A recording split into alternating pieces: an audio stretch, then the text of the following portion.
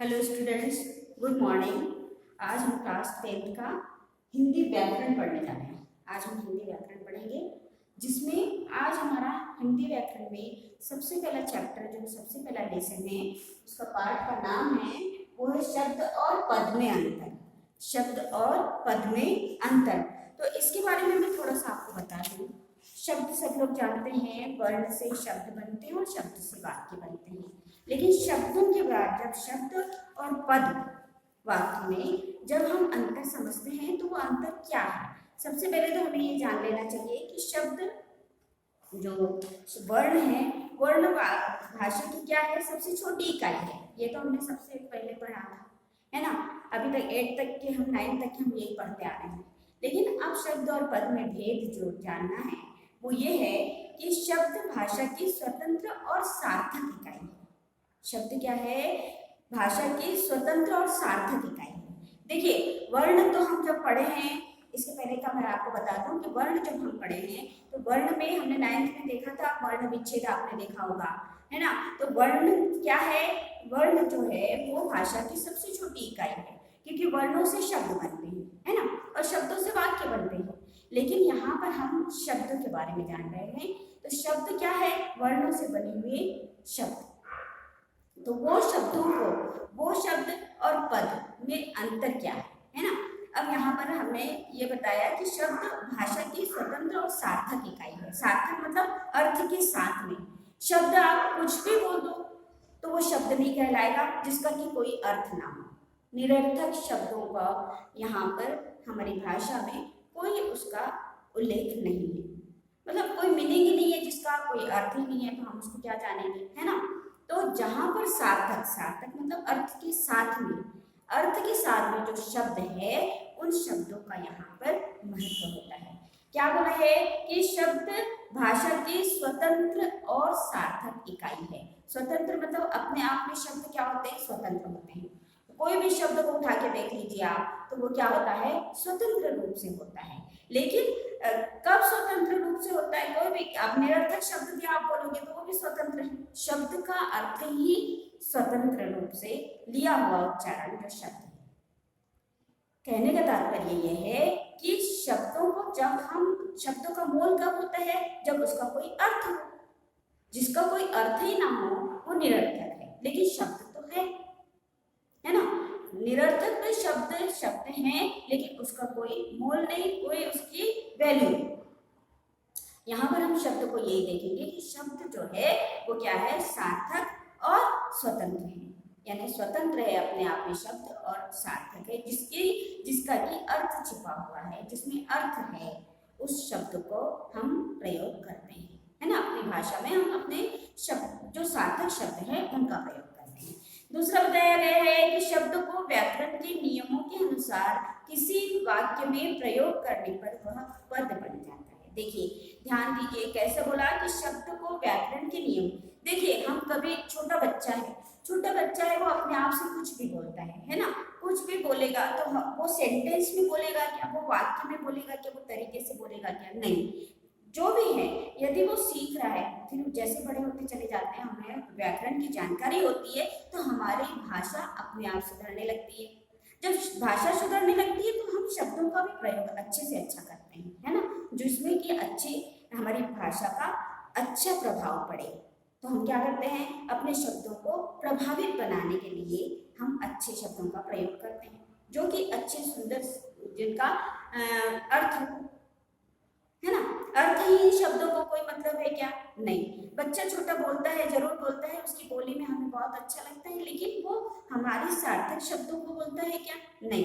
वो मतलब जब भी वाक्य बोलेगा तो वो इसी तरह से टूटा फूटा सा बोलेगा, लेकिन हम समझ जाते हैं, है ना, उसकी उसकी समझ को, उसकी बोली को हम समझ जाते हैं। लेकिन जहाँ पर हमें अच्छी जगह, जब हम व्याकरण का उपयोग करते हैं, जब हम व्याकरण सीखते हैं, तो हम ये जानते हैं कि हमारी भाषा की जो बोली है वो किस तरह से होनी चाहिए, हमारे शब्दों का प्रयोग किस तरह से होना चाहिए। सार्थक शब्दों का ही प्रयोग हमारे व्याकरण में होता है, वो ही हमें ये नियम सिखाता है ना। व्याकरण हमें शब्दों के बोलने का उच्चारण, बोलने का तरीका सिखाता है। नियम, उसके नियम अनुसार यदि हम चलते हैं तो हमारी भाषा और भी प्रभावित होती चली जाती है ना। तीसरा है एक से अधिक पद जुड़कर एक ही व्याकरणिक इकाई का काम करने पर पदबंध कहलाते हैं। पदबंध मतलब जो हम सेंटेंस बनाते हैं, जो हम वाक्य बनाते हैं, एक से अधिक पद जुड़ने पर शब्द से वाक्य बनते हैं, सभी को मालूम है। तो एक एक शब्द को जोड़कर हम शब्द जब तैयार करते हैं, एक एक शब्द को जोड़कर हम पदबंध तैयार करते हैं। पदबंध मतलब जो हम बोलने वाले, जो हमारे शब्द हैं, उसी का अंतर हम यहाँ पे आज हमारे पाठ का नाम ही है ना। पाठ का नाम क्या है हमारे, शब्द और पद में अंतर। तो वही आज हम देखेंगे यहाँ पर। और देखिए अब फिर क्या होता है कि जब हम शब्दों को व्याकरण के अनुसार पढ़ते हैं, व्याकरण के नियम से पढ़ते हैं, तो उसमें काफी नियम है। अब नियम कैसे है, तो शब्दों को वर्गीकरण किया गया है, शब्दों को बांटा गया है। शब्दों को किस किस में बांटा गया है वो आपको मैं यहाँ पर बताती हूँ, लिखकर भी बताती हूँ और वैसे भी बताती हूँ। शब्दों को 5 प्रकार से बांटा गया है ना। शब्दों का जो उनका विभाजन किया गया है, शब्दों को जो जिस चीज में बांटा गया है वो किस प्रकार से है। अर्थ की दृष्टि से, पहला अर्थ की दृष्टि से, दूसरा है इतिहास की दृष्टि से, तीसरा है रचना की दृष्टि से, चौथा है रूपांतर की दृष्टि से और पांचवा है प्रयोग की दृष्टि से। अब ये 5 रूप में यहाँ पे मैंने अभी 2 लिखे हैं, लेकिन उसके विभाजन भी बताए हैं, है ना। उसके भी 3 बाद में लिखकर और बताऊंगी। लेकिन अभी आपने ये जो देखा है कि ये 5 इसमें इसको बांटा गया है ना, वर्गीकरण जो किया गया, शब्दों का जो वर्गीकरण किया गया है, 5 वर्गीकरण है इसके, 5 इसमें बांट दिया गया है। तो सबसे पहला है अर्थ की दृष्टि से, दूसरा है इतिहास की दृष्टि से, तीसरा है रचना की दृष्टि से, चौथा है रूपांतर की दृष्टि से और पांचवा है प्रयोग की दृष्टि से, है ना। तो यहाँ मैं अभी 2 शब्दों का आपको बता रही हूँ, जो अर्थ की दृष्टि से और इतिहास की दृष्टि से। इसमें भी विभाजन किए गए हैं, इसमें भी हम जितना हम व्याकरण के अंदर जितना जाएंगे, जितने उसके नियम हैं वो उसके अंदर हमें घुसना पड़ेगा और उसके बाद हम ये जानेंगे कि हम शब्द रचना या किस तरह से हम अपने शब्दों को प्रयोग कर सकते हैं। सही उच्चारण का सही मतलब जो हमारी भाषा को प्रभावित करता है, उस व्याकरण की दृष्टि से यदि हम व्याकरण सीखते हैं, पढ़ते हैं, तो हमें उसके अंदर जाना होता है। तभी तो जान पाएंगे कि जब भी हम अपने आप को अपनी भाषा से प्रभावित लोगों को हम कर पाएंगे, है ना। तो ये व्याकरण हमें सब कुछ सिखाता है। तो यहाँ पर हम देख रहे हैं कि क्या देख रहे हैं, शब्द के यहाँ पे मैंने अभी 2 भाग बताए हैं, 3 भाग और हैं। तो पहले देखेंगे हम अर्थ की दृष्टि से, दूसरा है इतिहास की दृष्टि से। अब अर्थ की दृष्टि से यदि हम शब्दों का और वर्गीकरण करते हैं तो उसको भी 4 भाग में बांटा गया है, उसको भी 4 भाग में बांटा गया है अर्थ के साथ में, है ना। यानी अर्थ की दृष्टि से यदि हम देखते हैं तो सबसे पहला है एकार्थी, दूसरा है अनेकार्थी, तीसरा है विपरीतार्थी, चौथा है पर्यायवाची।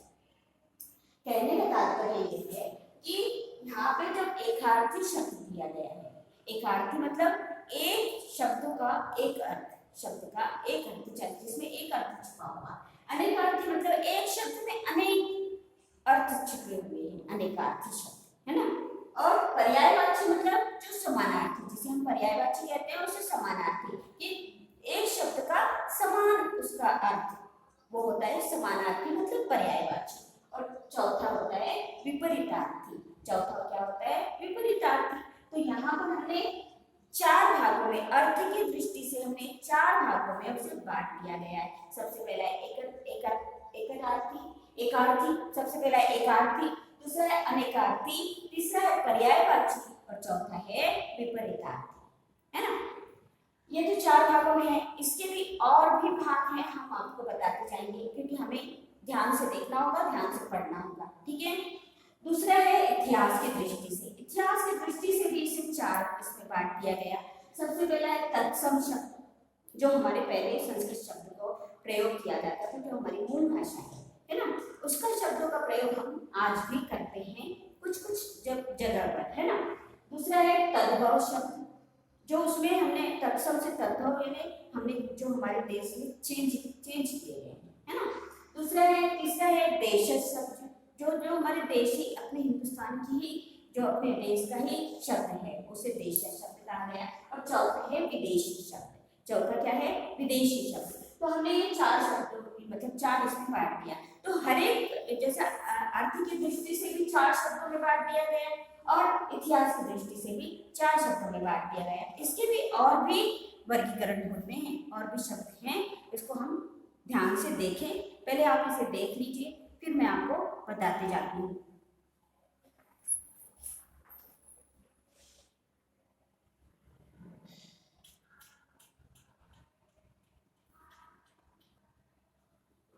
तो ये आपने देखा है ना शब्द की दृष्टि से। अब जो हमने तीन शब्द बाकी थे हमारे, उसके भी वर्गीकरण हुए हैं।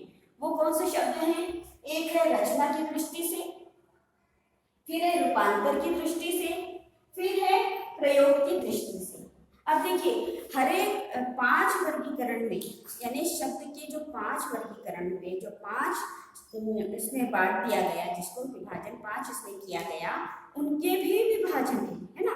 तो उनके भी विभाजन वो भी हमने अभी आपको बताया। और यहाँ पर अभी जो दो दो अभी हमने बताए, तीसरे में यहाँ पे तीसरा, चौथा और ये पांचवा है ना, उसके बारे में बताया। ये रचना की दृष्टि से क्या है? कि रचना की दृष्टि से है, पहला जब उसको बांट दिया गया तो वो तीन रूप में बांट दिया गया। तो तीन इसके कौन कौन से प्रकार हैं?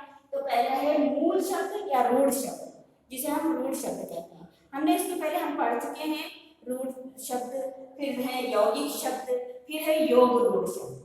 इसके भी हम बताते जाएंगे आपको। लेकिन यहाँ पर पहला शब्द क्या है? इसमें रचना की दृष्टि से हम यदि देखते हैं, रचना के आधार पर हम यदि देख रहे हैं, तो उसके तीन प्रकार बताए गए हैं। वो है रूढ़ रूढ़ शब्द, जैसे रूढ़ मतलब मूल, जिसे हम जड़ भी कहते हैं, मूल शब्द रूढ़ शब्द। दूसरा है यौगिक शब्द, तीसरा है योग रूढ़ शब्द, है ना। फिर हम आते हैं चौथे वाले, इसमें चौथा जो इसका रूपांतर, जो शब्द का चौथा रूप है वह है रूपांतर की दृष्टि से। रूपांतर की दृष्टि से इसके दो भाग हैं। इसके दो भाग हैं, वो क्या है? विकारी और अविकारी। हमने आगे भी पढ़ा है विकारी शब्द, अविकारी शब्द। इसके बारे में मैं थोड़ी थोड़ी आपको जानकारी देते रहूंगी। बाकी डिटेल्स तो हमने उसके पहले भी पढ़ चुका है ना। लेकिन ये इसके रूपांतर की दृष्टि से यदि हम देखते हैं तो उसके दो प्रकार होते हैं, वो है विकारी शब्द और अविकारी शब्द। पांचवा है प्रयोग की दृष्टि से, जिससे हम प्रयोग करते हैं, है ना। तो वो उसका पहला भाग क्या है? उसके भी दो रूप हैं। उसके रूप कौन सा है? पहला कौन सा है? सामान्य रूप है, और दूसरा है पारिभाषिक रूप। दूसरा क्या है? पारिभाषिक रूप। तो यहाँ पर हमने पांच प्रकार देखे हैं, है ना।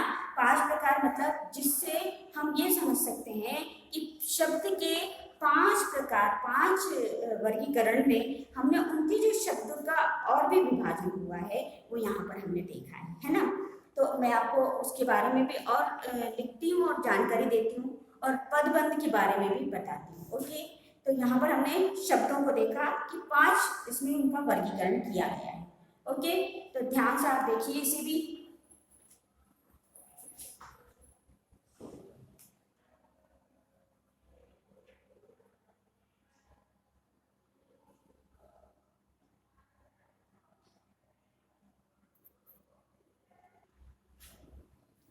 हाँ, तो अब हम देख रहे हैं, हम शब्दों का देखा, उसको और भी बताते जाऊंगी मैं आगे। और अभी हम देख रहे हैं उसके बाद में आता है पदबंध, है ना। पदबंध क्या है? पदबंध वो है कि पदबंध में एक से अधिक शब्दों का, एक से अधिक पदों का योग होता है ना। एक से अधिक पदों का योग होता है और वो पद आपस में जुड़े होते हैं। वो पद क्या होते हैं? पदबंध यानी जो पद आपस में जुड़े होते हैं और वो एक से अधिक होते हैं, तो वो पदबंध कहलाते हैं। बंध मतलब बांधना, पदों को बांधना, है ना। तो यहाँ पर भी हम उसका प्रकार देख रहे हैं कि पदबंध के प्रकार कितने हैं? पदबंध के प्रकार है पांच। कितने प्रकार है? उसके भी पांच प्रकार है। जैसे शब्दों के पांच प्रकार है, वैसे ही पदबंध के भी पांच प्रकार है।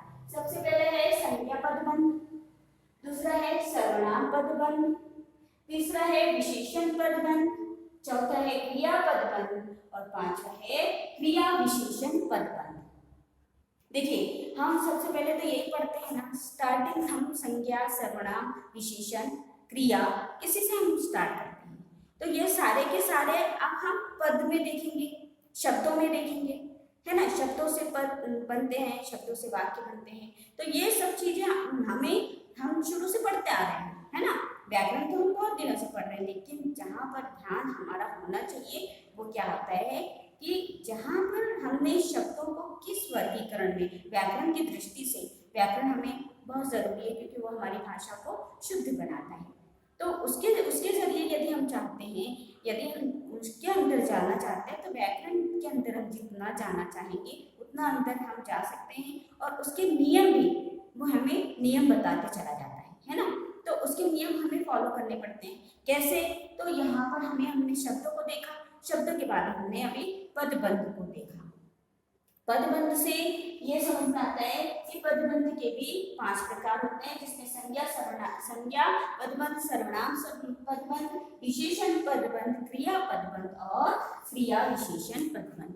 तो यही तो हम जो स्टार्टिंग से जो ग्रामर पढ़ते हैं, जो हिंदी व्याकरण पढ़ते हैं, वो तो यही पढ़ते हैं स्टार्टिंग से, है ना। तो ध्यान इसी को रखना है कि आपको विशेष रूप से ये ध्यान रखना है कि हम जब शब्दों और पदबंधों का जब प्रयोग करते हैं, जिसमें अंतर हम बताने वाले हैं, अभी तो स्टार्टिंग है, इसका अंतर हम बताएंगे। लेकिन यहाँ पर हमने देखा कि पदबंध में क्या क्या है और शब्दों में क्या है, शब्दों का वर्गीकरण कैसे किया गया और पदबंध का वर्गीकरण कैसे किया गया, यहाँ पर हमने ये देखा।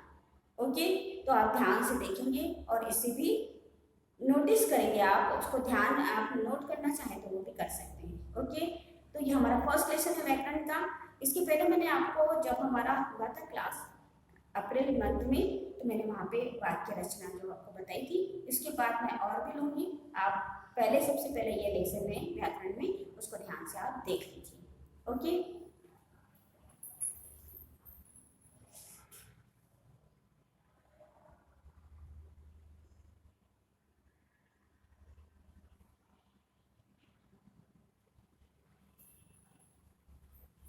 हाँ, तो आपने ध्यान दिया होगा, है ना। अब शब्दों में आपको ये बात ध्यान रखनी है कि अब इसके बाद में ये लेसन हमारा शुरू रहेगा, काफ़ी बड़ा लेसन है, इसको मैं आगे समझाते जाऊंगी और आप ध्यान देते रहेंगे। Okay, thank you.